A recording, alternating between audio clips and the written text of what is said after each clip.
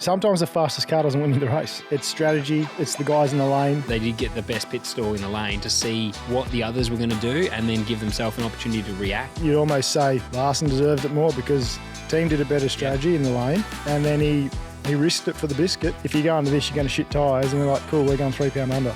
And they're blowing tyres. It just makes GoodYear look shit, and it makes NASCAR almost look a little bit silly. What's the actual definition of a car? Like, does it just have to have 4 wheels? Or is all we can go off just how the US Supreme Court defined pornography in the 60s by saying it's not easy to explain, but you know it when you see it?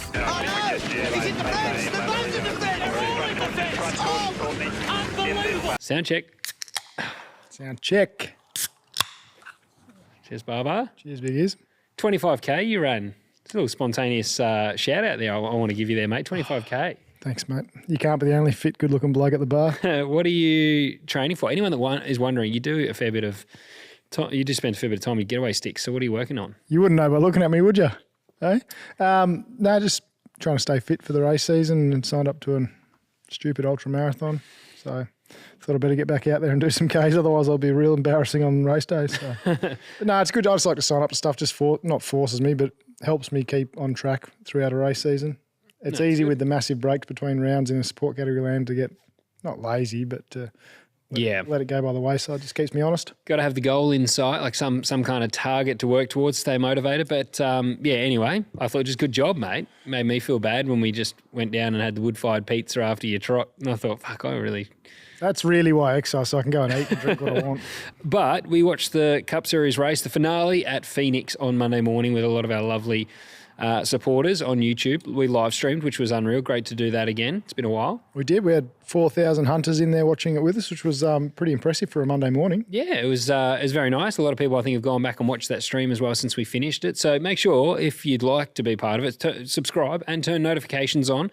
There is a big stat in there. I checked the other day. There's a lot of people that haven't got notifications on. So if we do a lot of our shit, because we aren't that organised, to be honest, we're not organised. We're kind of like last minute with these things. And even the live stream was a little bit last minute. So make sure you do have notifications turned on if you want to subscribe.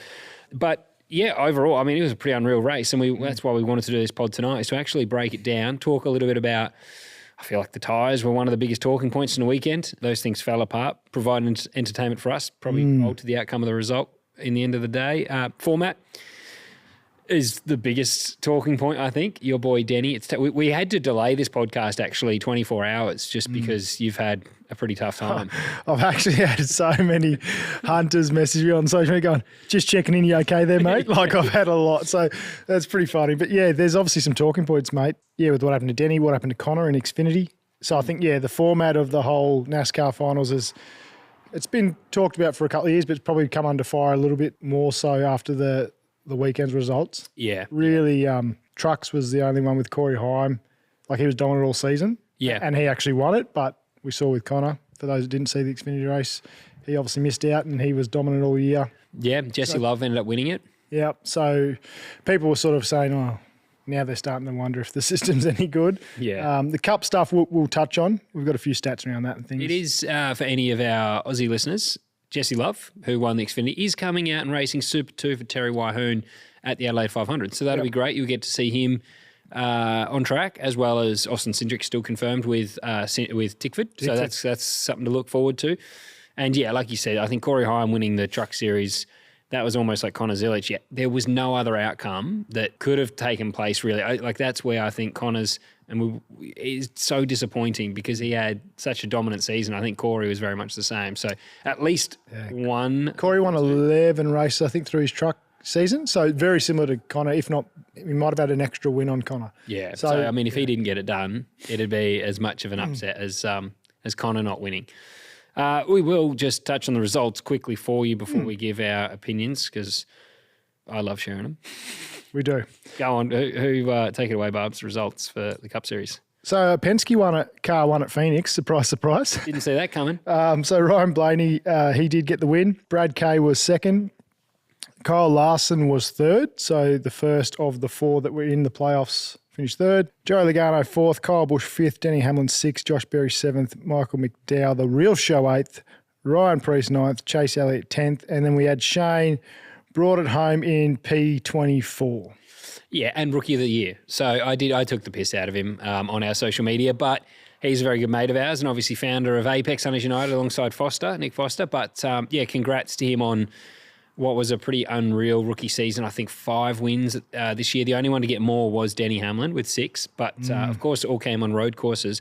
But it doesn't take away from what was, a pretty wild rookie season for him. Pretty amazing. And I heard one of the interviews at the end, he was saying that he wishes he could just keep racing now because he has no doubt started to get his head around these ovals.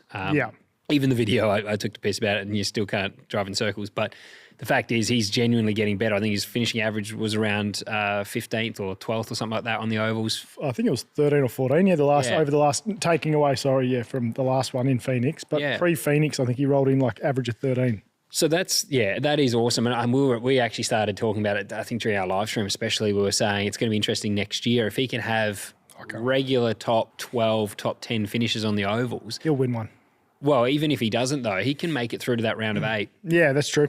And have a really successful season because road courses, there'll be the challenge of Connor Zilisch joining the team next year and being a gun and a weapon on the road courses as well. But if Shane can secure a couple of wins, put himself in a good position, I think that, staying in the hunt by securing a couple of good oval finishes will be great to see. So, congrats rookie season and winning rookie of the year is impressive. Yeah, no, really good. We may as well dive into the championship race, mate, our talking points from there. Yeah, yep.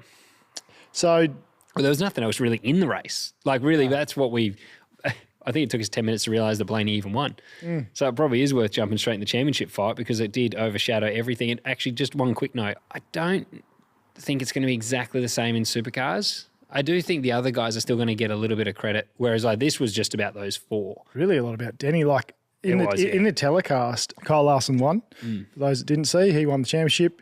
And while Larson was doing his celebration burnout and doing all his victory lap and stuff, the camera wasn't even on it. It was just on Denny sitting in his car, just, because he was so upset. And that big storyline around, will he finally get it? He's got other shit going on at home with his old man being sick, and I think everyone got behind him and wanted him to win that while his old man's still around to see it.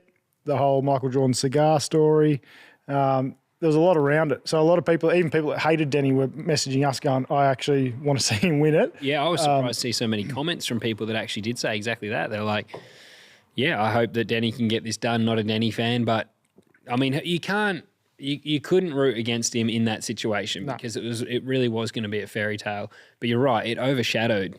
Yeah, it overshadowed the first 5 minutes of Kyle Larson's championship celebration for sure, which was a little bit average. I was disappointed not to see the burnout because I think he did a whole lap. Well, I don't know. I didn't see it. It wasn't on the TV. I just saw him in the background of one of the shots just ripping a skid around the last corner. But Denny did – it was a little bit heartbreaking for Denny because he did dominate that race. Yeah. Very, very strong. Led a shitload of laps, was right in it until that last pit stop. So essentially a caution came out, they had 3 laps to run. Everyone rolled into the lane. Denny had a 3-second lead at the time. So he was about 40 seconds off winning the championship if that caution didn't come out. The caution was caused from William Byron had a tyre go down and hit the fence. So throughout the whole race, if you did watch it, there was, which we'll chat about a little bit later, there was a lot of tyre failures and tyres going down and things like that. So probably wasn't a surprise, but with 3 laps to going, so close to home, he was home and host, 3-second gap. No one could touch him, so fast. Yeah. They all pull into the lane and then just strategy caught him out. All the other cars went to 2 tyres. Denny got the pick, because he was on pole, he got the pick of the pit stall, so they would have been able to see what other people were doing. They had the prime pit stall position. They opted to go to 4 tyres, only 3 laps remaining. It shuffled him back in the pack off the start and he just couldn't get it done. And Larson was unbelievable on the restart. That move, he ran up high. Yeah. Got it done, passed a few cars, put a bit of a buffer between him and Denny just didn't have the time to come back. Yeah. I think the odd thing for me is that they did get the best pit stall in the lane to see what the others were going to do and then give themselves an opportunity to react, especially that played out perfectly for that pit stall. And they never pulled out or backed out of the 4-tyre stop. They stuck to their guns, threw 4 tyres at it when their nearest competitors took 2. And I think that's the biggest thing for me is they had an opportunity, I felt like, to change their mind or change the direction once they saw the number 5 drop after only doing 2 tyres. And knowing that they had a car that was half a second a lap quicker than them on level playing field. So if they all took 4, then he had a half second a lap advantage, really, in pace. Yep. So you would think you'd be able to back yourself and go, well, if we just do 2 and they've done 2, we should still be better than them on the same footing. We don't need the advantage of 4 tyres to be able to beat them. We'll keep track position. And I thought they would have gotten the radio to the crew even and pulled the chute on the 4 tyre stop, just switched to a 2, maintain track position, and he would have won the championship then. So it's disappointing for everyone that was rooting for Denny because the fast car didn't win. But I don't think it's, as time has gone by after the race and the more you watch and read about it, I don't think it was fate or anything that prevented him from winning that other than actually a bad strategy call in the end. And I know hindsight is powerful, but you didn't really need it. Those guys are so good at calling races, the crew chiefs. And I think that's where Cliff Daniels just got the credit he deserved from Hendricks. Made the right call at the right time and won the race, and deservingly so, just because Denny led 208 laps. Yep. I think the fairy tale made us feel like he deserved it. Yep. But ultimately, the best team won. I genuinely believe, in my opinion, the best team won on the day. On the day. And it comes down to sometimes the fastest car doesn't win you the race, as we've seen. It's strategy. It's the guys in the lane doing a better job. And he said hindsight is a wonderful thing. But, you do have to feel for it. Like they were in the prime position to be able to play it safely and just cover the other car. Yeah. And that's why I don't think you really did need the hindsight. Because you could see on TV, 5 had dropped, entered the fast lane. If there was 10 laps Denny to go, still hadn't pitted. No dramas. Yeah. Like, I'm comfortable with another lap or 2. Denny was back on him and passed him anyway. Yep. It's just there was just not enough time. Yeah. There was too many cars. He lost too much track position. As you said, they lost the track position, and track position's king in the Gen 3 cars with the way the aero wash and stuff works.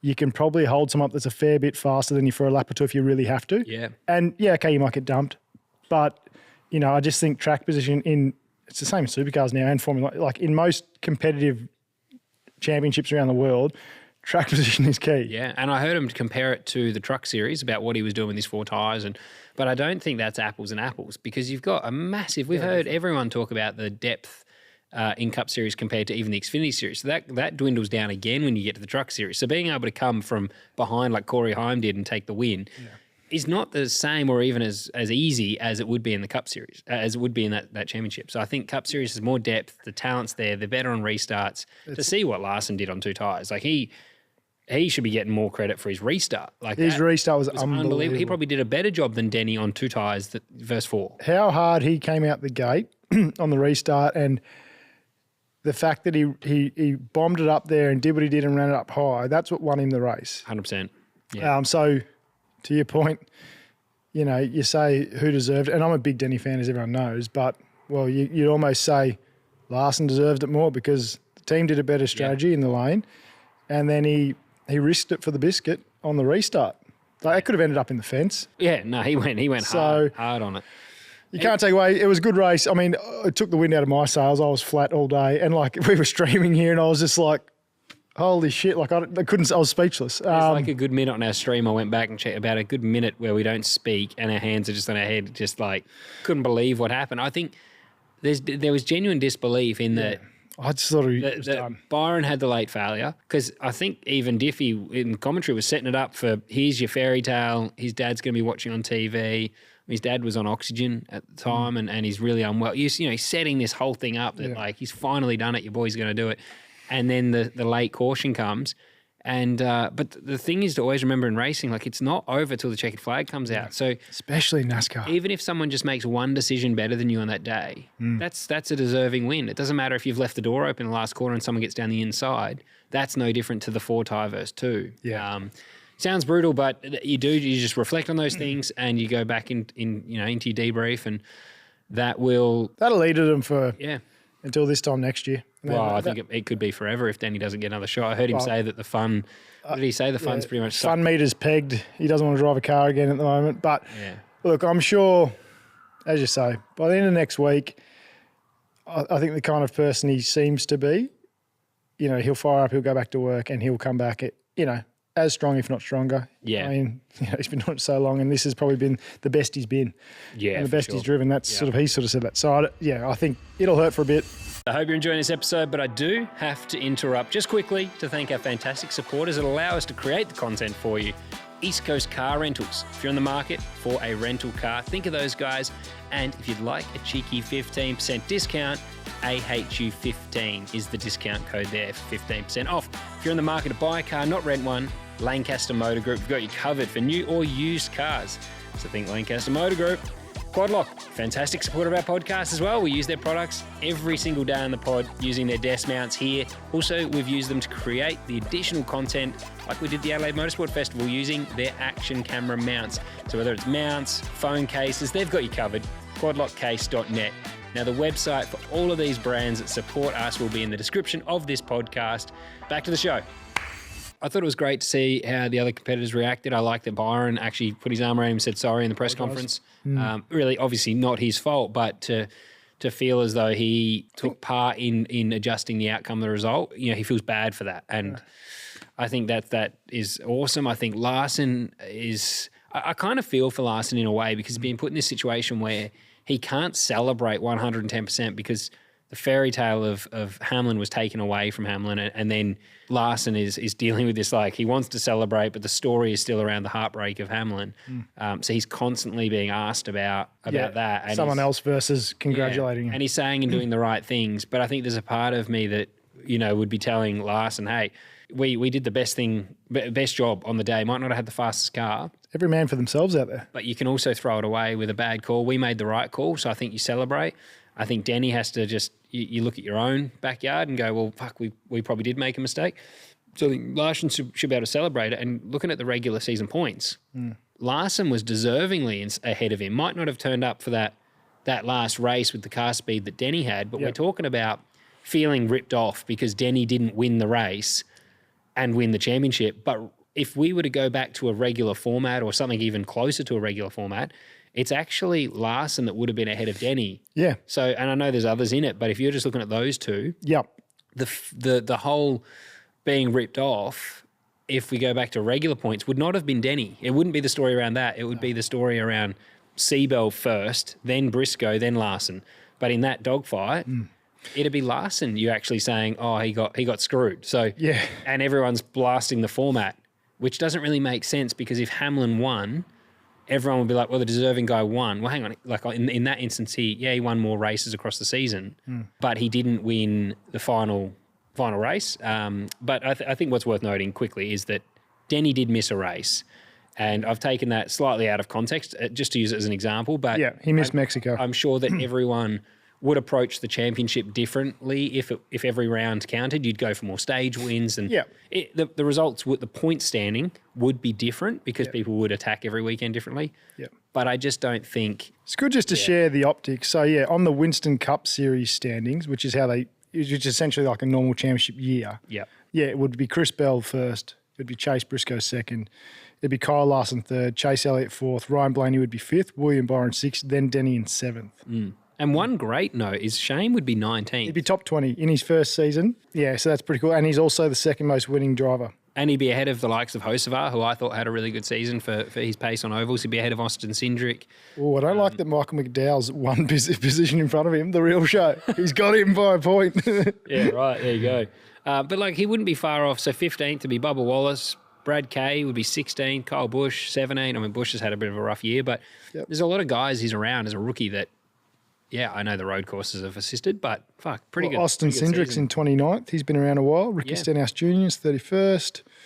But it is interesting because everyone is shit counting the format, and it's really because Denny missed out and Larson won. But based on points, Larson's the one that should have beaten Denny. Yeah, I think the only one I feel the format didn't work well for is Briscoe? No, is Connor. Oh, Connor Zilisch. Yeah, exactly. Because he won 11 or 10 races, was really dominant throughout the whole season. Okay, he missed a round because of his collarbone. But in saying that, I mean, we watched the Xfinity race back, mate, and on the day, Jesse Love had the faster car pace. He just drove past him. Yeah, and Connor couldn't do anything about it. So with the way the format is, it's anyone in that top four, whoever brings a fast car and does the best job on the day, they're the champion. That's how the system is. We can say whether it's right or wrong. That's the system they're running to at the moment until they change it. They're potentially looking at some options for next year and to change it. But so really, the top four, they're all in the same position. So winning all those races pre doesn't really matter. Yes, it's great for you, but if you're talking about trying to win the championship, it really means jack all.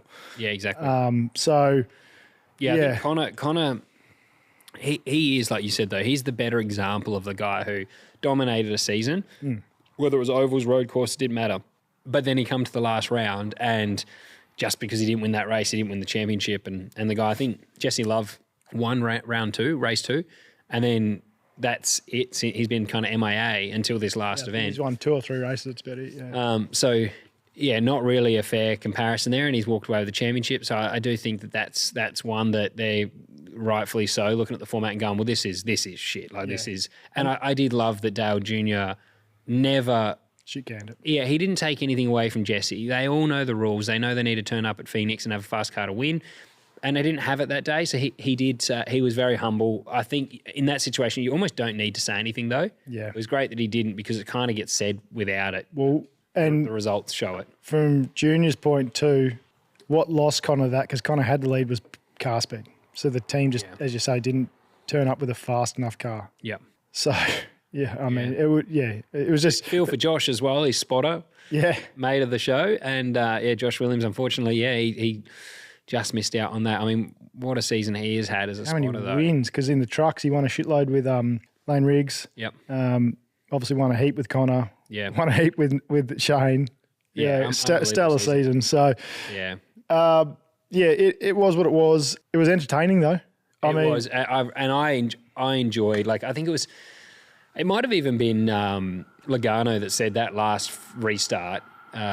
What more do you want? You got they were 4 wide, 4 championship contenders, and we even said during the live stream that all day the people that were in contention for that race win were the Phoenix show. It looked like the fastest 4 cars all day were the 4 championship contenders. Like Briscoe to have 3 tyre failures, I think.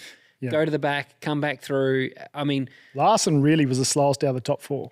Yeah, he was, but they were top 4, really, all day. Yeah. They could go to last and fight their way back to 5th or 6th. And, so I think the way the format, the championship is one thing, but the fastest 4 on the day just happened to be the guys all in contention for the championship, which shows the cream probably rises to the top. It was a perfect story for NASCAR, I think. In that race. In that regard, because the top 4 were running up the top 4 a lot. Even when they had dramas, as you said, mate, they come back through. It wasn't... With 5 laps to go, you would have said Denny had it hosed. Yeah. That wasn't it was a last lap change. So the late pit as well, I saw a few comments saying maybe he should have stayed out. I think the risk of blowing tyres was quite high, and that's what everyone was worried about. So whether that forced their hand to do 4 tyres as well, not 2, I don't know. I don't know the full story. But, as a spectator and even, we've been in enough pit lanes with good strategists. I think they could have reacted. That's the only thing at the end of the day I think could have. Yeah, I think all day they'd been running for a lot, even when others had done 2, and they were firing off on the restart so well they thought, oh, we'll get it. But I don't think he'd been that far back before, though. Well, that's the thing. So, I agree with you. But there's a few potential changes for the way they do it. You've had a bit of a look at them, Scotty. Maybe just run us through what you think the potential options that NASCAR are looking at. Yeah, so the first one, which I think is a really good one that seems that is confirmed, is from 26 onwards. So next season, they're going to start rotating the last event. So where the last championship race will play out. Yep. And then a review of the playoff structure is actively underway. The governing body formed a playoff committee, which includes drivers, teams, manufacturers, media, etc. I mean, I wonder why media get too involved in that. It's an interesting one. Because, when media or fans get involved, because, for instance, we're fans on the race weekend and the tyre failures, I loved it because it was one of the, without that, there were no safety cars, really. There were no cautions. There was only, I think they were the only cautions, weren't they? They were just... Yep. So as a spectator, you say, good job, GoodYear, but as a competitor, you're probably like, well, hang on, we just tore shit up all day. And so, anyway, that's interesting. Media is involved to evaluate the 26 changes. Option 1, they're considering is returning to the original format where all season points count towards the winner. So it's just your traditional... So your Winston Cup style. Exactly, yeah. Which is, as a competitor, I would say that's my favourite because that awards... that awards the most consistent, the best across all races, across the whole season. And that's where, too, when the question comes, and Australian listeners will get this reference with, often the question is Bathurst or a championship in supercars. A lot of people will choose the championship because it's you get a lot more respect from your peers for a championship, I believe. Being the best across 13, 14. Exactly. Because anyone can turn up to Bathurst, well, not anyone, but almost, and have a shot at winning that race. If everything goes right, the cards fall your way. So anyway, as a traditionalist, I think that is a good option, but maybe not the most exciting for the fans. I think that's where it would be a bit of a dull season because you'd probably just have the favourites at the front. And then the next one would be a modified elimination system. So a shorter playoff model. Variations under consideration include a 10-race playoff, which is a throwback to formats used pre-2014 instead of the current race 4-round system. So it would be a 3-3-4 model, 3 races in round 1, 3 races in round 2, then 4 races to decide the champion. So the final round is extended beyond one single race. Yep. Don't mind that one. That's actually very similar to our supercar format now, where we have, so they would be 3 races across 3 different tracks, whereas we have 2 races at Sandown, 2 races at Gold Coast, and 3 races at Adelaide. Yep. So ours is very similar, where they're going to have 3 races in one round, 3 races in the next round, and then 4 in the final round. Yep. We're 2-2-3. So, yeah, that would be what they're going towards. Because I've seen some negative feedback online saying, Supercars, can't believe you're going to this finals format at the time everyone else is looking at ditching it. It's completely different, yeah. But it is completely different. And I think our format is actually probably the best of the 3 options I've got in front of me right now. Yeah, I think whoever did the homework for Supercars and came up with the format, it was good timing that Supercars has gone to it because it's in a year, and they've been talking about this at the start of the year that they don't like it. It's been a thing over the last since the next gen car. So good on them for actually reviewing it and not just doing a knee jerk. Let's just copy what they're doing and actually thinking. Yeah, so I think I agree with you. I think Supercars has done a much better job of it. Yeah, and I think the more deserving champion will definitely show. I don't think we're going to get ripped off. No, in Supercars, I think the person that wins it come Adelaide absolutely deserves it. I agree, 100%. Third option is keep most of the current format, but adjust the final round. So the current format is 16 drivers across 4 rounds. Final championship 4 is single race. This has been in place since 2014 with tweaks in 2017. But one of the favoured tweaks would be keep the elimination rounds, but change the final round from a single race winner takes all to a multi-race finale, which would be, for example, 3 to 4 races to reduce randomness and increase the sample size. So if they were to go to 3 races, that would be exactly what we have at the Adelaide 500. Yeah. However, we actually go in with a slight points buffer. So after Sandown, the points are reset, but there is, for instance, if Brock Feeney was leading at Adelaide and say Will Brown is 4th, he's 5th at the moment. If he was to get in, he'd be 50 points going to Adelaide behind Brock. Yep. So we are in sort of the direction where we would reward someone a little bit more for consistency rather than just race wins. Yep. But it sounds like that's what NASCAR is actually leaning towards. So it'll be interesting what shakes out. Maybe NASCAR will watch Sandown and Adelaide and come and look at Supercars as a way of trying to figure out their championship. I mean, surely there would be someone there looking over here. Surely Stacking Pennies will let them know what we're up to down here. They were watching Gold Coast, so I'm sure they'll be looking all over it. What options there are, you would think. And I think the important thing for Supercars is as well to get to the end of the season and review what worked and what didn't. Yeah. Because I think it's almost impossible to get your business model right the first year. But we have a big uphill battle at the end of the season where we finish at the end of November here in Supercars. The rule changes, I believe, have to be in before January 1. Someone's going to have to get the laptop out Sunday night at Adelaide. Yeah. So if we are making changes to our format, it's going to have to be done fast. They got 2.5, 3 weeks to get it done. Exactly, and we won't really know how that plays out until the last round is done, because then you'll have to take in, what the fans considered of it. Say Brock Feeney doesn't win after the season he's had.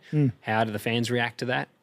We, in a way, have been blessed because Brock didn't have a great enduro campaign and there was only 56 points between him and Matt Payne going into the Gold Coast, which reset to 30, I think. So it wasn't like pre-enduros where Brock had a massive lead and it would feel like he's been robbed if he didn't win. Yeah. I think it's important to remember the points were quite close. Yes, he's had a dominant season, but Matt Payne has done a very good job at staying in touch. And I think, Chaz this format has worked for him.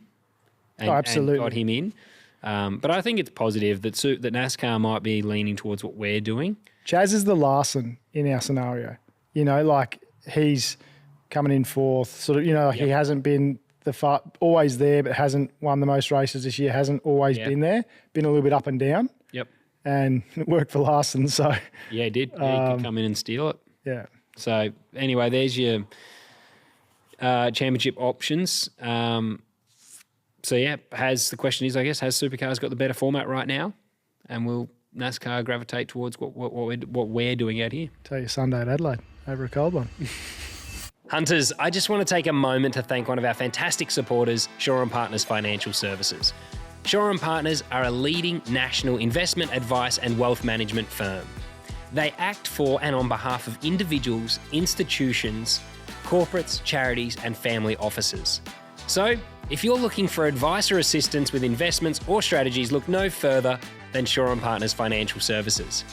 With a 35-year history and 8 offices strategically placed all over Australia, their financial advisors are within reach and ready to provide tailored solutions and advice. For more information, follow the link in the description of this podcast. Back to the show. Championship stats, before we do some memos, because we actually got the fan feedback too, because we want to see what you guys thought of the event. Some of the stuff that was interesting was Larson, and this plays out because in the old Winston Cup championship format, he was third in points. He had 10 stage wins. Yeah. This was interesting what you popped in here. I thought, he had the most stage wins of the top 4. Well, Byron actually had 10 as well. But then also had the equal, sorry mate to interrupt, the equal top 5s. Yeah. In that, only Chase Briscoe only had 6 wins and Denny had 7. So it'd be interesting if they were in the old championship format, would they have gone more aggressively for stage wins? That would be interesting. Yeah, so it's interesting that the 2 Hendricks cars, so you've got Kyle Larson, William Byron, they both had 10 stage wins apiece. But then, as you say, Scotty, the JGRs were less. So Chase had 6, Denny had 7 stage wins. But then you look at poles as an example. Chase Briscoe had 7, Denny had 5, Kyle Larson had 1, William Byron had 3. Yeah, interesting. So car speed, like outright car speed, favoured JGR, you would say. Yeah. But then you'd say across the race or across the stints or in the lane, wherever it came from, but potentially Hendricks had the upper hand with the stage wins. But then, in these last sort of, I guess the last restarts or the last cautions, the JGR cars were obviously strong because you had wins 6 to Denny, 3 to Chase Briscoe, and then Larson and William Byron also had 3 wins as well. Yeah. Manufacturers, we love to talk about that as well because there's always parity discussion out here in Australia because Chev, Toyota and Ford in the Cup Series. Yeah.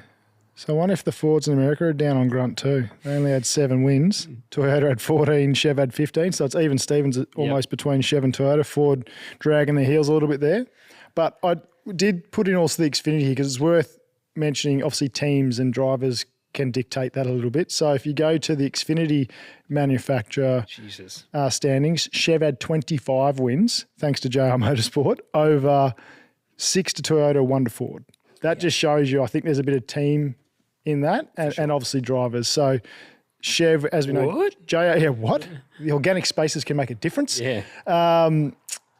So JR Motorsport just dominated essentially apart from the final round in Xfinity and they won a shitload of races and Chev, obviously RCR with Chev as well who actually won it. So thought that was worth putting in there. But quickly before we go to memos, mate, tyres, do you want to have a quick chat on that? I just found it strange that we saw a lot of failures on the GoodYears on the weekend, which essentially dictated potentially the end result there with that last stop with Byron having one go down.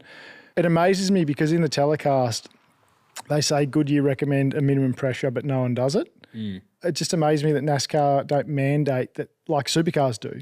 If Dunlop says, hey, here's the minimum pressure, that's a technical regulation. You can't go under that and you get docked if you do. We're over there, they're like, hey, if you go under this, you're going to shit tyres. And they're like, cool, we're going 3 pound under. And they're blowing tyres. Like, I think they should almost, because it kind of, some people might say the tyres going down added to the race. I thought it probably didn't. I thought it was, I didn't think it was a spectacle. I didn't think it was needed. I think it makes a sport sometimes almost look a little bit silly when you got, the top 4 getting taken out because they've got tyres just going down after 15 laps. So I'm surprised that NASCAR don't mandate a minimum off GoodYear's recommendation, a minimum tyre pressure, starting tyre pressure. There may be a reason to why they don't, and I'm sure we'll get feedback on that from Shane or from anyone that calls in, but that just surprised me that they didn't mandate that and they had so many failures. It just makes GoodYear look shit, I think, and it makes NASCAR almost look a little bit silly. Yeah, I agree. Yeah, I think, it does make it look silly. I think in terms of the race as a fan, we're probably lucky it happened. Like obviously you disagree with about it not adding to the show, but I don't know if there was any instance where there would have been a caution. I could be biased because it fucked Denny over though, so just take my opinion with a grain of salt. No, I think you're right though. Like from a purist perspective, as a racer and a fan, it is a variable that's just shit. Like it's not good.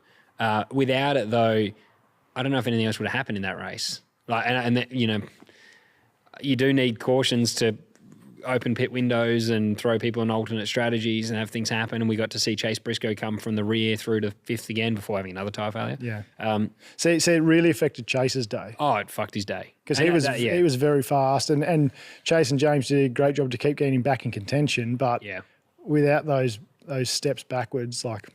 No, I actually agree with you. I'm just sort of trying to find the devil's advocate. The silver lining maybe in but you're right, 100% that it makes GoodYear look terrible, makes the category look average. Like we had this in Supercars at Phillip Island a number of years ago where tyres were just failing, and you end up just having a bunch of drivers cruising around on half throttle because we're afraid to go full because we wouldn't finish the race. Yeah. And that's shit. And you're going to have that in the Cup Series too. People would have been looking after the tyre, not driving at pace, and well, that's what we pay to watch race cars go fast. Yeah, that's right. And that's what surprised me about William Byron's going down when it did, because he hadn't had one all day.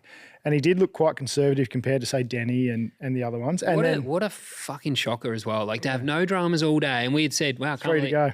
3 laps to go. He has his first tyre failure. And I reckon, it may have been because Denny had passed him and pulled away. He's gone, fucking going to start pushing now. And maybe that's because he did look quite conservative. Like, even though he had great speed during the day. But it wasn't a long stint. No. It wasn't one of the 65 lappers they were saying they might have to do. No, so that's just one thing I thought, we'll throw it to you, Hunters. Send us back your feedback, what you think on it. Yeah, I'm actually really interested in what everyone thought of. Did it add to the race?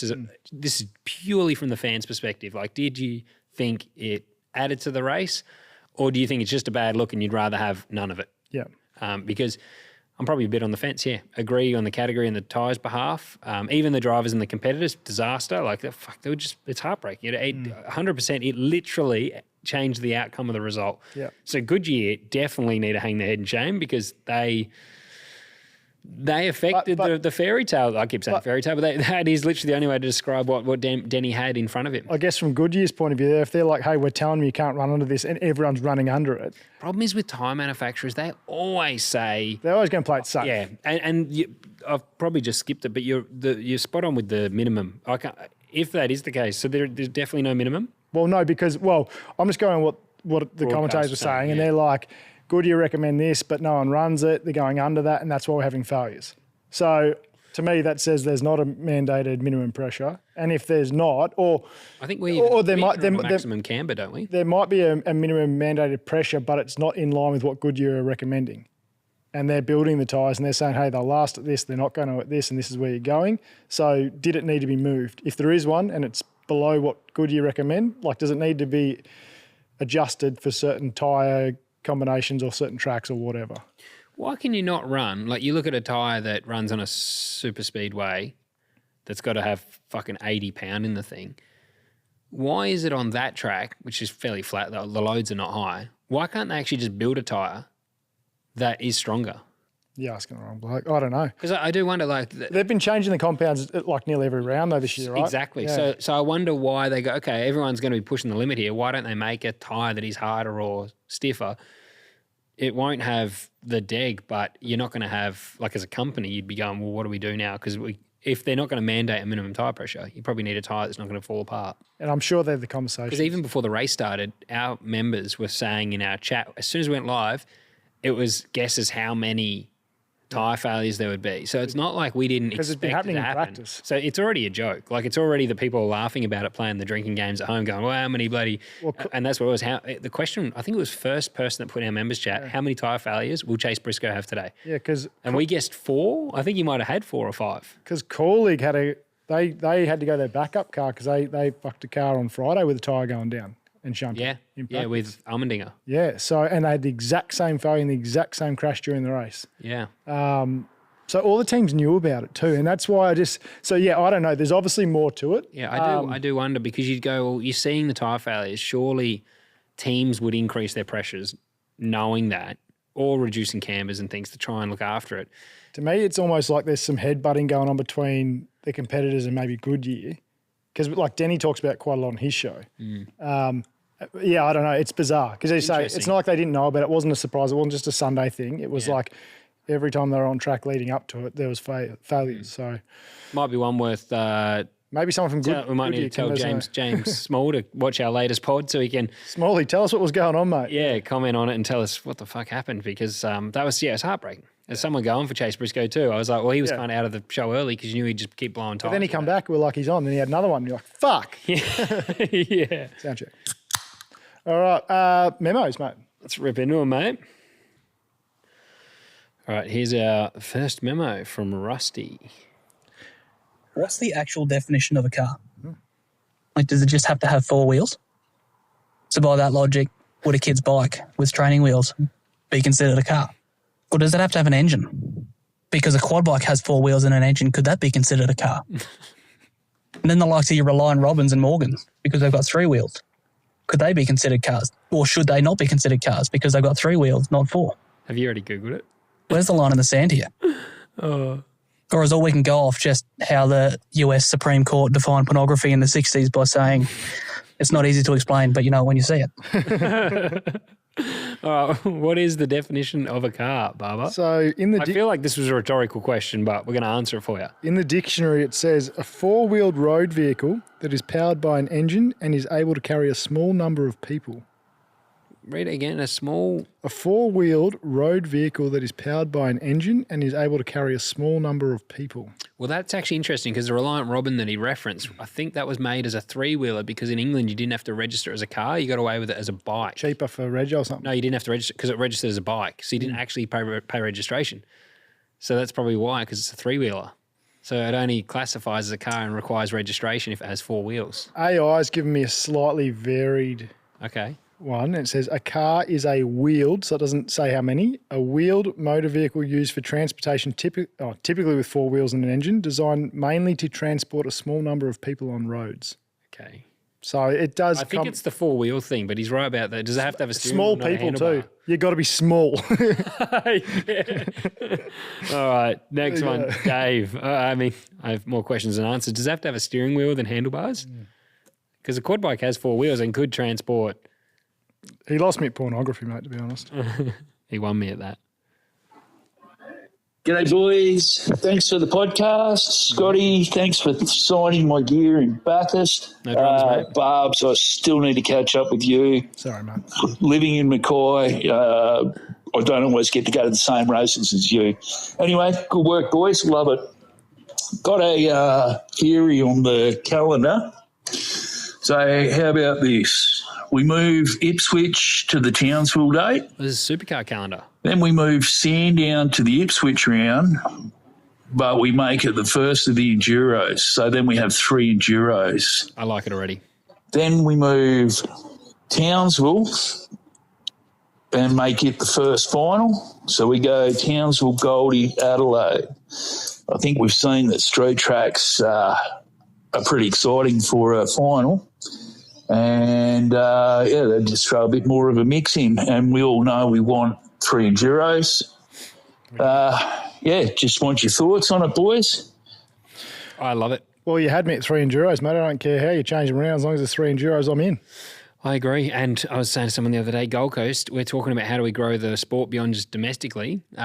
Has to Gold Coast bring back the international round. Yeah, even if it's non-championship. When we get up to 18 rounds, like they are saying they want to get to that eventually, Gold Coast, you can make that a non-championship round and just have the Euros come out or the Americans and at night. Unreal. Saturday should be night at the Gold Coast, I reckon. They actually said they never do that though because you lose where it's actually at, which makes sense. But if Sunday was in the what's day, the point being by the beach if you're right about I think the atmosphere though would be. Yeah, I don't know. It could work. You're right. Maybe Saturday night, Sunday. Or like at start during the day, maybe it goes into I'm not sure, but I'm just a big fan of night racing. The calendar's a fun one to think about. The three Enduros, bring them back. At least. You could get paid more then too. Hey, fellas. Wanted to talk about NASCAR playoffs. Let's do it. Yes, they do need to be changed. However, regarding this year's events, everyone knew what the rules were going into the event. Yep. And the disrespect for Jesse Love in particular on social media straight after the race was unfair, and Joey Logano faced similar criticism last time. My solution is to keep the playoffs. I think they're awesome. NASCAR just needs a bigger sample size.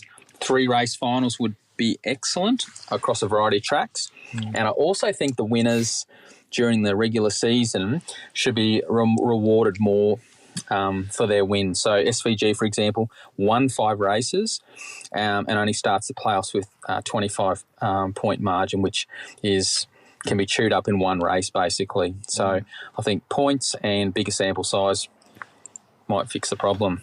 Cheers. I think he's all over it, and I'd go Bob, sorry. I was going to say, that's a hunter that knows his shit. Yeah. I think he's spot on with everything he said. Yeah, and I do hope we weren't one of those critical ones of Jesse Love, because we did actually, when we watched the race, we were like, well, I don't think we did say it. The format when you turn up, and he had the fastest car. We had a ginger beer. Oh, I might need to put that 4-pack that's on there. I can do that for you, mate. You're spot on. You know the rules. And I'm glad he said that, because Got a stubby cooler down there?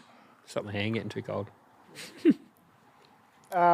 we said the same thing, mate. That's why we went back and watched the Xfinity race, and we came to the same conclusion. We're like, well, actually, the best man won it on the day. And that is the rules they're playing to. So it's like the AFL, mate. You turn up to the grand final, and if you don't turn up, you don't win. Yeah. You got to win that final game. Doesn't matter if you've led all season. You lose that one last game.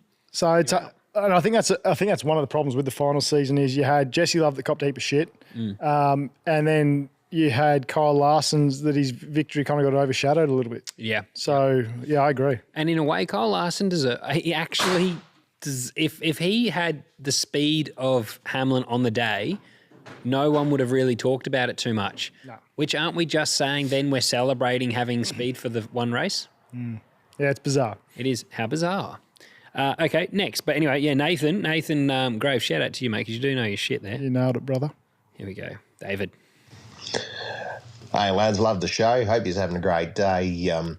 Scott, I was just wondering if you'd ever had a discussion with Triple Eight about running a wild card at Adelaide during the finals, or if they'd discussed running Wind Cup, or if you'd heard whispers about Hazelwood or Gartander getting a wild card ride through their respective teams, given that they're experienced co-drivers, or Winterbottom at Tickford, just to sort of run as a points blocker between their main guys and the contenders. What brings this up is I got tangled up watching some BTCC videos lately on YouTube, and 93 at Silverstone, BMW hired Steve Soper to run as a third car to put between their lead driver, Harvey, and John Cleland, who were in a tight points championship. And Murray Walker ended up spilling out that brilliant line, "I'm going for first," he said, when John Cleland gave Steve Soper the finger after he blocked him to let Harvey through. And then they ended up having an almighty crash, and neither one of them finished the race. But not that I'm suggesting anything would go that far in supercars, but I was just wondering if anybody had ever approached the subject. Have a good one, fellas. No. Interesting. I'm not sure if there's anything in the rules saying whether you can or you can't. I don't know. Yeah, to be honest, mate, to answer your question, no, I haven't had that chat. And it is interesting. And I also wonder how the category would take it. Like Austin Cindric, for instance, is racing for Tickford. Tickford have 2 cars potentially in the Final Four. Well, that would tell me that almost there's obviously not a rule against it if they're allowing, because I'd forgot that he was doing a wild card. Well, anyone can run a wild card. I think you can only run certain key events. A team can only run a wild card. Like, I don't think Triple Eight can run a wild card again because you can only run one, I'm pretty sure, which they ran the Super Cheap one. So I don't think you can run multiple wild cards throughout the season. Yep. I think that team can only enter so many events. You could run different drivers, I believe. Like you could run Ryland Gray, for instance, to Tickford and someone else for another round, and then run them together at Bathurst, say. But I don't think you could I'm not sure. It's an interesting thought. I mean, I don't think I can do it though with Triple Eight, but it would be interesting, like how guys would treat it because you'd never know. Like if Cindric broke down at the opportune time for a safety car, change the outcome of the result, and Ford Ford would be footing the bill for this thing to come out here, and Ford would want to win the championship this year with Tickford. So they would, not saying they would do it, but they would be seeing that that's just not a coincidence. Like if it broke down just at the right fucking time, you'd be going, hang on a minute. It's like, is that? Well, even yeah. You would probably question it. I don't think getting lapped he would ever do anything. You'd be getting the hell out of the way. If you did anything getting lapped and it changed the outcome or helped someone, I think you would be, and the team like Tickford would be in so much trouble. It's more to your point, I think, mate, breaking down, parking the car in a position where it's going to force a safety car. He could get away with being, I don't know, I haven't been here before, I'm not sure where to park, So Walking it's a good point. did do that with JC back. We talked about it during the live stream, but JC, one of the Bathurst, that his thing dropped oil pressure at one of the Bathurst that I come second at, JC's car dropped oil pressure, and rather than pitting it, we needed the safety car at the time and the other car. So rather than pitting, knowing they were out of the race anyway, they actually blew the engine up on track so that we got the safety car at the right time. Safety car. So that does happen. I mean, it's a very expensive engine failure, but but I don't know that I'd even be allowed to do it, like me or Maddie. Todd or anyone, yeah. Todd or anyone could do it. But to be honest, mate, I wouldn't want to be in that situation where you're at risk. I know teams. I just don't think teams would do it. But I also would hate to be the guy that's ever asked to do that. I think that's a PK scandal. Yeah, to the BTC, British Touring Car Championship stuff back in the day, it was probably a little bit easier to get someone to come into a good car and run up the front. Yeah. Where I think now it's probably a little bit harder, like to guarantee that they're going to run where you want them to run to be able to play that blocker. So, yeah, maybe it's a little bit different now, but it's a good question, good theory. It'd be cool to see, actually. Would it be? I'd like to see it at Adelaide, mate. I'd like to see in a Triple Eight car at Adelaide. Oh, of course. No, I thought you meant like someone come in to play. No, but I'm saying I think if teams started to roll out their best coes to try and I think that adds a bit. It should be illegal. But I think it would add drama. People are like, oh, they're bringing him in this so. But that should definitely be illegal. Like I think you'd get stoned if someone's going to be stoned you to death walking out the track if you did that. My security, mate. And rightly it's so. not my problem. I just want a good race. There's just someone out there literally paid to just T-bone someone. Mitch Sparrow. Here we go. Yeah. G'day, lads. G'day, mate. It's Mitch here from over the ditch in New Zealand. Gee. I just want to get on that Barber to raise that can to his lips and have a swig for the 3 laps that could have and should have been for our man Denny Hamlin. What an absolute fucking write-off. I hear you, Mitch. Got no words. Yeah. Oh, well, let's have a good one. Cheers. Devastated. Thanks, Mitch. You're not the only one. I got checked on. There was a few welfare checks coming through my DMs over the last couple of days to make sure I was going all right. But, yeah, heartbreaking for us 11 against the world fans. Zach O'Hara. Good bloke here. Hey, guys. Zach O'Hara here.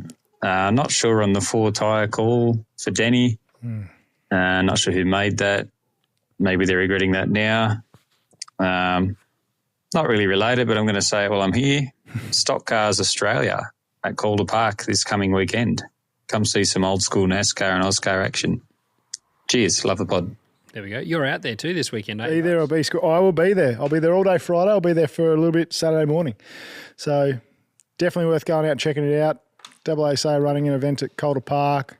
Should be a ripper. There's some good categories out there. Stock car, one of them. So if you are a NASCAR fan, you're Melbourne-based, head on out and check out some of the old Oscars, NASCARs rolling out. Should be good. I might be out there on Sunday too. We've got Paulie working for us out there. Oh, yeah? Yeah. Doing what? Shooting content, mate. For who? Richard White. Oh. Yeah, he's going out there to shoot for him, so which is cool. So I might try and stick my head out there and have a look. I'm actually pretty excited to see. It's on the Thunderdome, isn't it? Nah. I thought they were going to do demo laps there or something. Oh, they may be. They've done it in the past. They may be. But they're racing on the flat track. Yeah. But I thought if they're doing demos or something, I was like, oh, I wouldn't mind seeing them pound around out there. That'd be Do you reckon pretty. he'll let you get in, but just check the steering wheels on? That come up today. When I roasted Shane, someone put in the comments, at least he can put a steering wheel on right. Good shit. Cam, 22 seconds, Mum. Cam here from Auckland. Why the hell do you have stages for the final race of the season? If stage points and playoff points do not matter. Loved the live stream. It was awesome to chat along at the same time as watching Denny get shafted. Otherwise, All right, if you missed it, Sound like he's fucking underwater. yeah, I think maybe just bad service. I think he's from Auckland, Yep. Cam. Why do we have stage points in the final race? Yeah. Which is a good point. I don't know if there was any more to that. I missed the rest. Yeah, I couldn't. Fuck, what was the rest? I forgot. Saying about Denny Hamlin, he liked the stream. Oh, yep. Thank you very much. Joined us during the stream, so I appreciate that. Yeah. Yeah, I'm not sure about the stage point thing. I don't really get that either. Yeah, that's a good question. One that we don't have an answer for, but we'll get back to you. Will we? Who are we going to? Well, we're going to phone a friend. Someone smarter than us in the comments will answer I your just question. agree. Don't need them unless there's Yeah. another reason why they've got them. Yeah, because the championship's done, Yeah, right? it's So. those four. Chris. Hey boys, love the pod. Definitely prefer the Supercars finals format compared to NASCAR. That said, I still think luck could play a huge role in the outcome. Feeney and Payne have been the standouts all year, but one unlucky incident could take him out of it. If not at Sandown, then definitely in Adelaide. Meanwhile, Chaz, who was nearly 800 points behind Feeney and 700 behind Payne before the finals, is not only back in contention, but actually ahead of Payne going into Sandown. Makes things exciting for fans, but still a risk the championship could feel undeserved if Feeney or Payne doesn't win, particularly if something out of their control decides it. Absolutely nailed that, didn't he? Nailed that. I mean, Ryan Wood's a perfect example of that at Gold Coast. Fuel fitting, done. Out. I would. I beg to differ a little bit though on Matty Payne because I actually said this before. I don't think he's been very fast all year, very up and down. But that team has absolutely delivered in terms of strategy and got those guys results whenever there was a sniff of a result. Perth win, Tasmania win, both were safety cars. Even with Kyle Allen at Goldie. But so I don't think. I don't think he should be. He's been very consistent. I agree. He's probably, for me, he's been the one who's a bit more like Larson, to be honest. Had the wins, but only through things going his way. But I reckon he's more my Larson. Woody, for instance, he was 9th coming into the final round. But yeah, Matt. Yeah, I agree. Matt's been fast, but it hasn't been the fastest car. Yeah, I don't think there's actually a. I don't know that there is a hard luck story shaping up at the moment this year. The only way that would happen is if something happens to Brock. Yeah, but Brock, what I'm saying, he's not even a hard luck story anymore because he didn't do very well at the Enduros. Oh, I'm saying in the finals. Like, so say something happens at Sandown and then Adelaide, you'd be like, that's a hard luck thing. It is, but yeah, if you look at a regular championship, he wouldn't have won on points then anyway because he lost it through the Enduros. I think if the championship stopped after after Queensland Raceway, definitely that would be a hard luck story. And I hate to say it because Brock Brock should definitely win. He's had the fast car, he's won the most, 15 poles, 12 wins or something. But I'm like, it's actually a really close championship. And even if it was on regular points. It's definitely heated up the back end, which is nice. And it all resets it, like it's reset, right? Yeah. And we're playing to the rules that we got now. Yeah. So that was great. You won the regular season or whatever they called it, the sprint season. Yep. That's done now. Now we're focusing on this. And where it would be weird is if, say, someone in 7th wins a race at Sandown just through luck and then somehow they win Adelaide, but our point system does make that hard because they've got to then if you win at Sandown, you're in. Right? You're in. That's why I say if you're like 7th. But then, to be honest, you've got to beat, say, Brock across 3 races. But yeah, if he has a DNF. But yeah, has a shunt. So, like Adelaide is real. It's a spicy meatball because it's 3 races. It's Adelaide. They've upped the stakes, so errors may come in. Like, you know what it's like. The pressure's going to be on even more than normal now. There's no buff. Like, yeah, it's going to be interesting. The one positive is, off one question, you can chat about it for 10 minutes and speculate what could happen, and that's what they wanted. I think that's where... Agree with your memo, though, mate. I think they've got the system right. I'll go with your email, Zach. This one is. Yeah, g'day, lads. It's Rangy D here from New Zealand. Rangy D. Just thought I'd jump on and just say, you know, bloody not a bad race yesterday. Pretty good to see Larson get the win, I suppose, but for Denny, gutted really for him. I suppose it would have been a bit of a day of mourning for Barbs over there, I suppose. Day off, hitting the beers.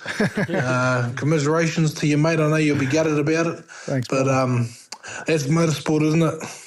You know, sometimes you get the highs and you get the lows, and it was true telling yesterday. But yeah, hey, what a grouse pod you guys have got going on. Love the work, love the effort. Thanks, man. For all of us punters, bloody, yeah, keep it up, fellas. Fantastic. Thanks, mate. Really appreciate you taking the time to send in your memo. And it was a tough day. I love how everyone knows. Like, I think that's really nice because then that shows you are building a community of everyone. They get to know you. And it is funny. Everyone knows that whoever you bet on's fucked. And if I've changed that now, man. No, yeah, I'm on. I still don't think I'm you have. on. You had one good one with Matty Payne where you bet on him at Well, we'll do it for Adelaide and we'll see who comes up. But we should actually pick one each and we'll see who's lucky. Yeah. Thanks, man. Appreciate it. Daniel. Yeah, hey boys. The NASCAR Cup Series. It was Phillip Island 2017 all over again, which was that's hilarious. what I was thinking of. Yeah. It was also ridiculous as well. Like, the final race of the year and punctures happening left, front, center. It shouldn't be happening at all. But that's the reality. I don't know if it's the track or whatever. But in terms of the format itself, the finals, I'm against the NASCAR version. Now, I say NASCAR version because I actually really love the supercar version. See, NASCAR, I hate the fact that it's all determined in the last race of the year. Larson straight up just got lucky in that race. If it wasn't for that caution, he wouldn't have won at all. Hamlin definitely deserved it. He was the man to beat that day. And for him not to win it's a bit disappointing. But, hey, it is what it is. Supercars have done a much better job, in my opinion, the way they've structured it around points and bonus points allocated each round. So at least it's still fair and it feels earned, unlike the Cup Series.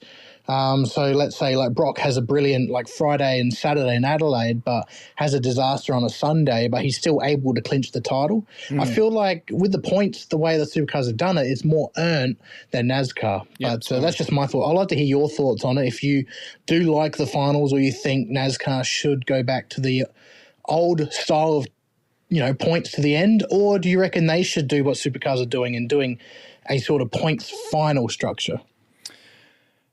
Another Hunter's nailed it. I think we kind of gave our thoughts on it. Well, I did. So, the chase, which they used to have, is more like what Supercars. So, I think they need to revert back to something like that or something similar to the Supercars, which it sounds like they're looking at. But agree. So far, it seems like Supercars have done a really good job of it. Next. El Toro Smoko. El Toro. G'day, boys. It's El Toro Smoko. Look, listen, when one of you's going to fucking pull out your wallet, buy a call to park, chuck some lights up and do a summer series at night, just turning people off into the fence down the bottom corner like they used to do back in the day. Maybe even the Thunderdome. I'll bring me mower out and I'll mow that motherfucker. Come on, bro. I just want to drink beers and watch some crashing under lights in summer. Is that too hard to ask? Can I have the big bash of racing, please? Go. It's called Speedway, isn't it? What is? The crash and bash over summer. They got they don't have that category that goes out before the old, what do they call them, where they tear them all up? They got like roll cages all over them. Have you seen them? No. Oh, yeah. I can't remember what the category's called, but it's pretty wild.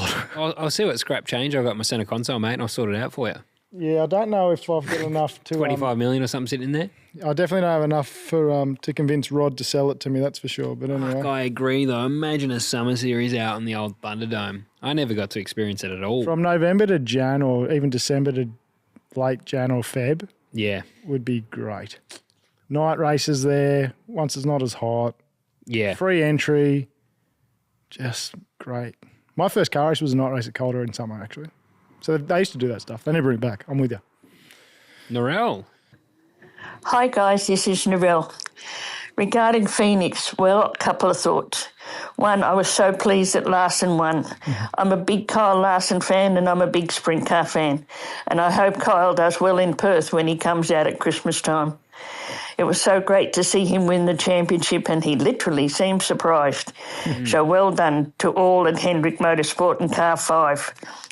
But regarding the formats and all of that, it still seems rather odd, and I guess we're more thinking about formats this year to see somebody win the race but not win the championship. It's kind of odd, but I hope it's going to be all right for us here. One thing, though, regarding the formats, I wish that everybody, especially in a lot of the media outlets and that, would realise that The supercars are Australian. Our format is the Australian format. It is what works here. We are not NASCAR's second cousins. So stop linking us to NASCAR. Just get on with our format and hope that it works out all right here. But for Denny Hamlin, I have to say, my heart broke. He led so well, he drove so well, and I was kind of hoping that he would win the race just for his dad. Well said. Well said. I don't mind linking the supercars chat to NASCAR, especially after being over there. God, I wish we could be 1/10 of what NASCAR is. Yeah. I mean, they're looking at 550 employees and workshops for their pit stop crew and the way they analyse things, the amount of work that goes in the engine program and the fucking setup and crew chiefs, and the whole thing. You could only dream of being there. I had no idea. I think even Shane said it blew him away, the level at which it's Formula One. Like, it really is F1. And so I don't think it's... I think all we're doing is it's probably a bit... Every industry, I think, does this. You look at what others are doing, and particularly those that are... Doing it well. Above you and doing well. You look at what they do and you try and take a little bit from column A, a little bit from column B, whether that's what F1 do or NASCAR, IndyCar, and then you try and create your best product back here. I think that the thing is, we talk about it publicly and fans are like, well, we don't want to be like NASCAR. Well, mate, every fucking business talks about, looks at other businesses and sees what they're doing well. We're just acknowledging that we're taking a little bit from NASCAR. Yeah. That's all.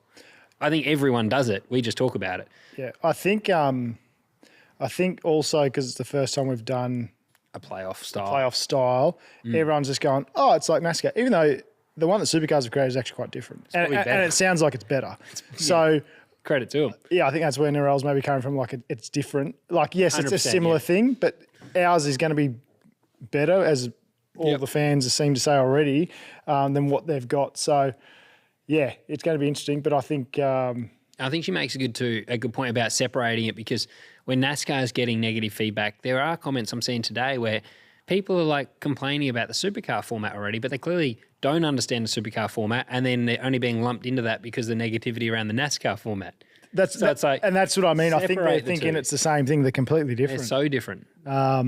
So she's right. So it's just fans don't understand. Well, some fans don't understand enough, and probably some journalists don't as well. So they're going, oh, it's just like NASCAR. It didn't work there. It's going to be shitty. It's like, well, it's a little bit different. Yeah, exactly. And then on Larson, I'm stoked to see him win too. Like, at the end of the day, he won the race. They made a good call in the lane, and I just would like to see him celebrate like he deserved to win the race, not be constantly reminded that just because he didn't have the fast car on that day, he didn't deserve it as much as the other guy. His missus has the best celebration too. She always shotguns a beer can. Does she? Yeah. That's brilliant. So she did it again every time he wins. So I'm like, maybe we need to get her like a sound check stubby holder or a hat or something, because she's like the ambassador for shotgunning beers. She's probably quite an expensive ambassador though. Yeah, that's true. Nate. Hey lads, Nate here from Auckland, New Zealand.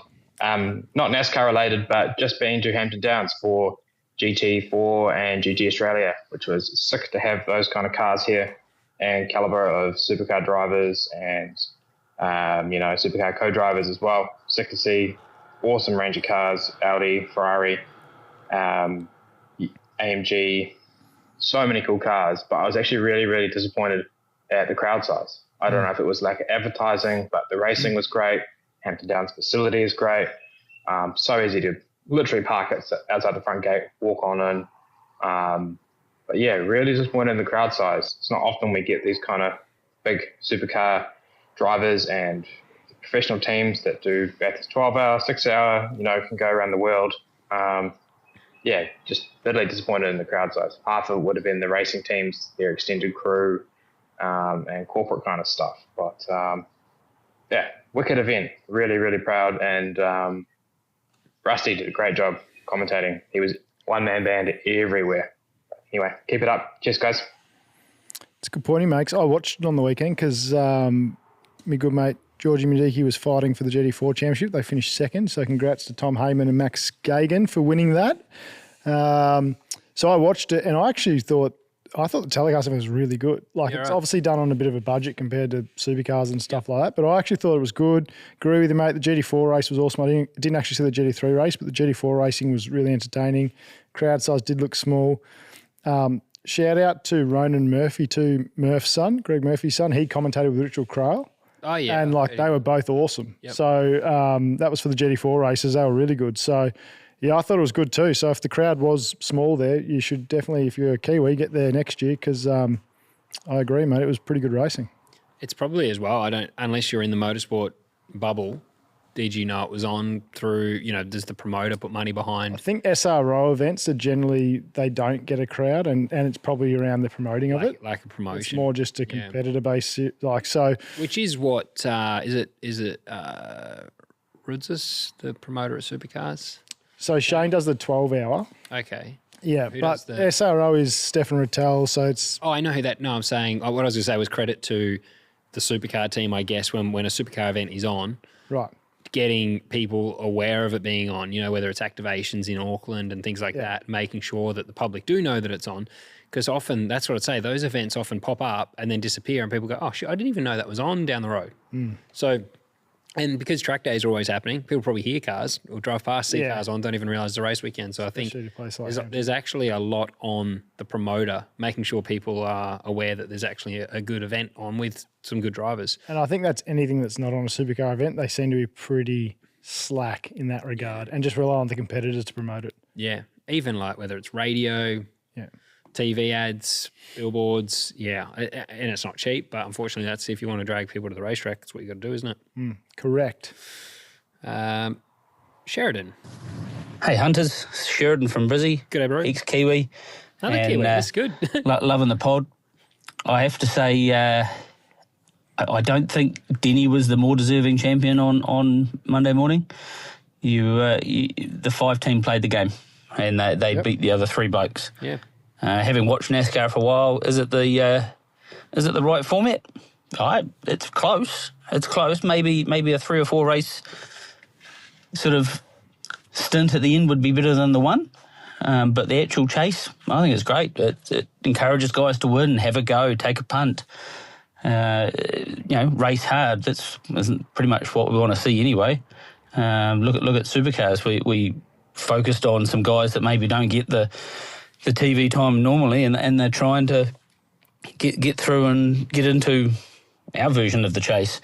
It's actually made it semi-interesting compared to the boring staleness that we've had for the last little while, which has sort of turned a few people off, and that's why we're all suddenly interested in NASCAR.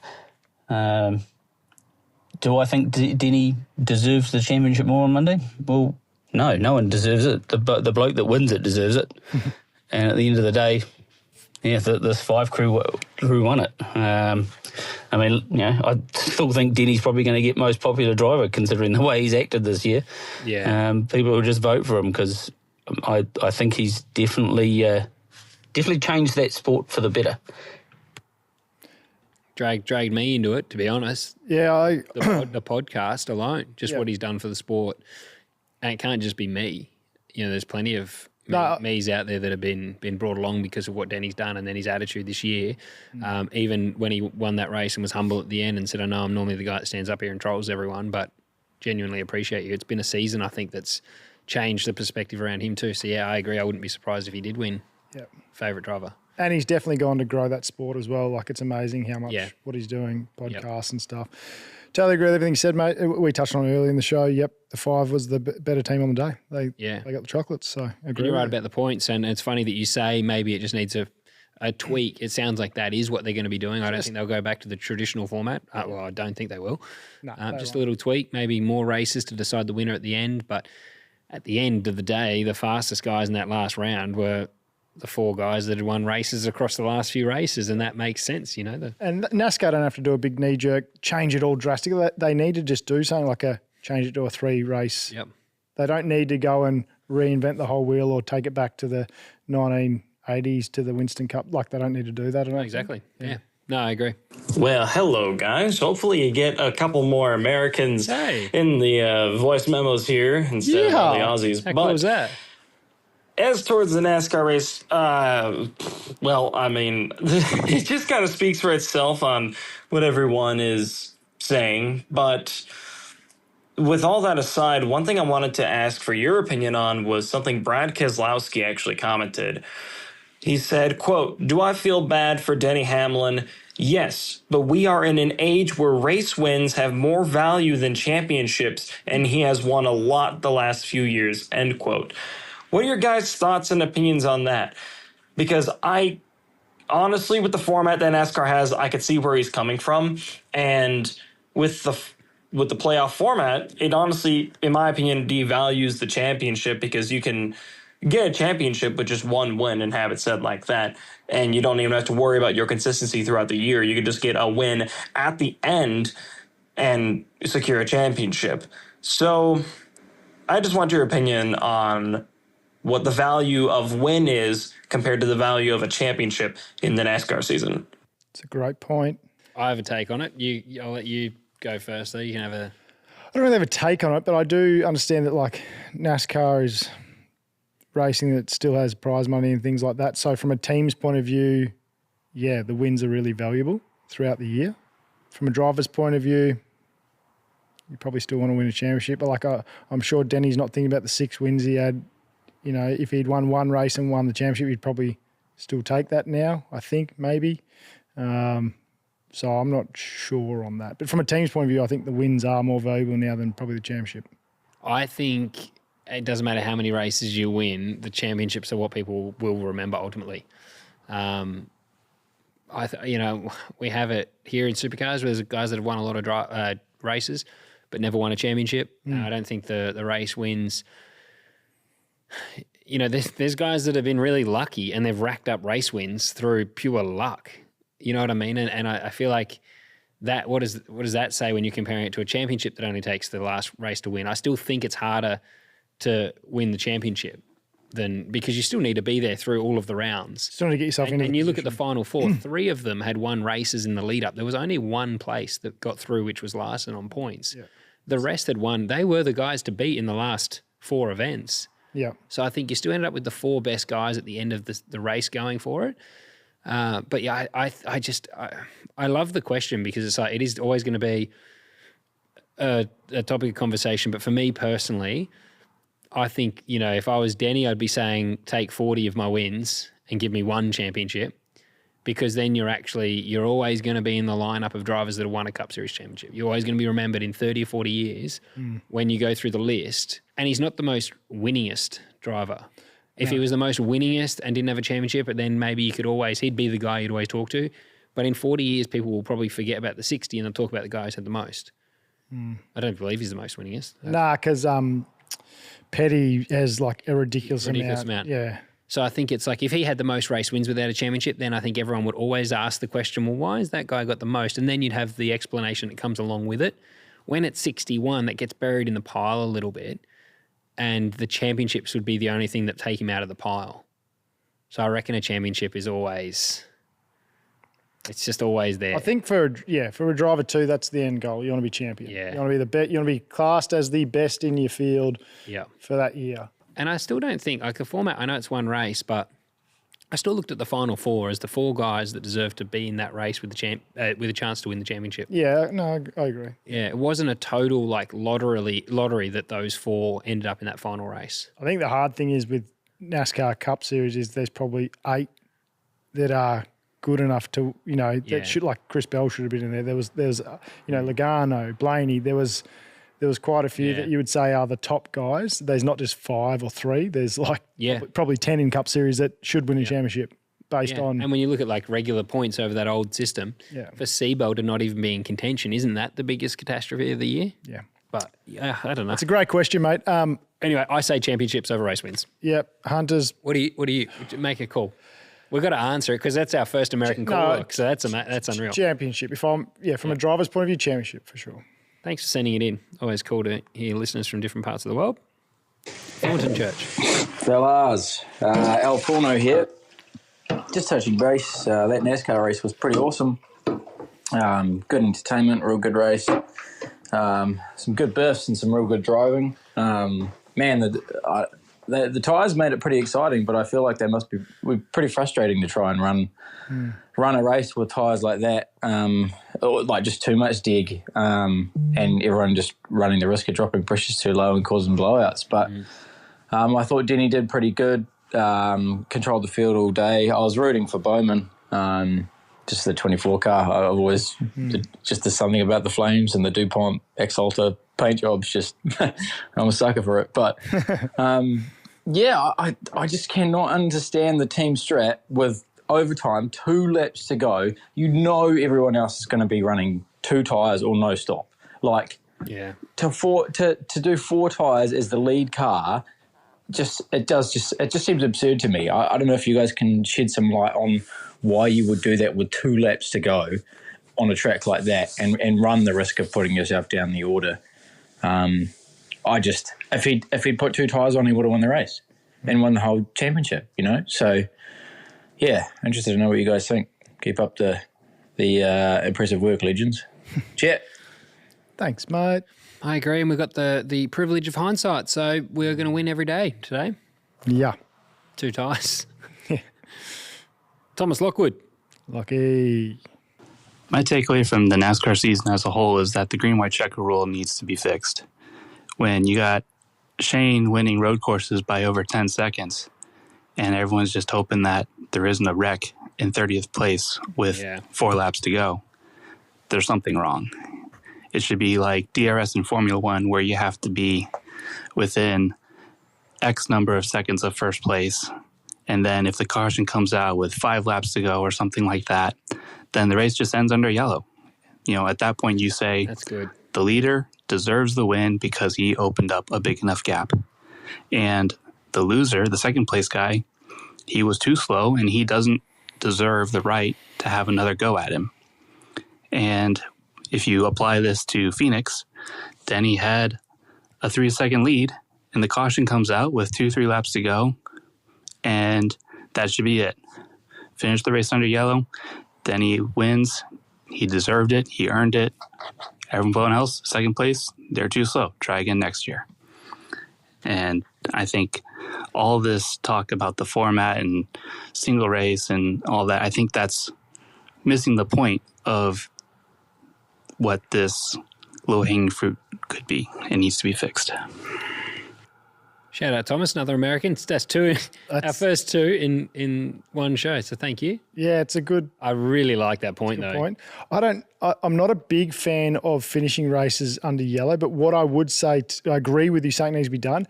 Maybe if it's within 3 to 5 laps, you can't enter pit lane. So it just takes away they restart again to race, but they can't go into the lane. Yeah, but... Something like that to stop that from... I just really like the point. Yeah, but you can still get fenced. You can still We saw that at Xfinity Series. But if you're within a second or 2, you can always bleed off and drop someone if you want to. No, that's what he's saying. If it's 3 he said 3.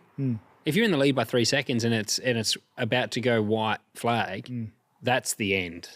I actually agree with that because I'm like, you're not in the shot of winning the race. I think it's a really valid point. You go, well, fuck, if you couldn't stay within 3 seconds, your only hope really is this happening and you're going to wreck him. And if someone in 30th wrecks, and that's the reason you get a shot at Denny, that's just stupid. Yeah, no, look, it would be... And it also means that you could have a team player wreck a car.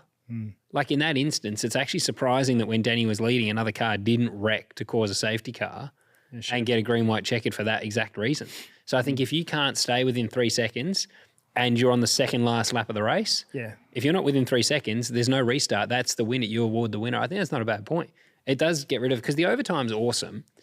I do like it as a fan, but I agree that when someone's dominated, like Shane being that far up the road, if it went green, white, checkered, he's probably going to get taken out, which is what happened to Connor at that road course with that Jack Perkins raced at as well. Remember, they all got dumped. He carried on because he took the cut through, but really that was... at Portland. Austin Hill was like, well, just you dump him. Look, it is a good point. I love the overtime because we've seen too many races here in Australia finish under caution. Yeah, it's just... But it's a good point. If you're not in contention, you can't even keep up with the guy who's leading, you don't deserve a shot on the restart anyway. All you're doing is you're just hoping for a speedway-style wreck for fun for the fans.